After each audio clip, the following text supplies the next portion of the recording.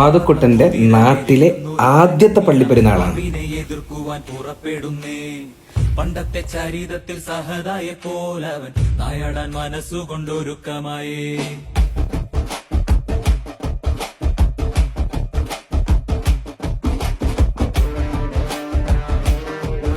വല്യമ്മയുടെയും അപ്പച്ചിയുടെയും അപ്പച്ചൻ്റെയൊക്കെ കൂടെ അടിച്ചു പൊളിച്ച് ആദു മാക്സിമം തകർത്ത് പെരുന്നാൾ എൻജോയ് ചെയ്തിട്ടുണ്ട്.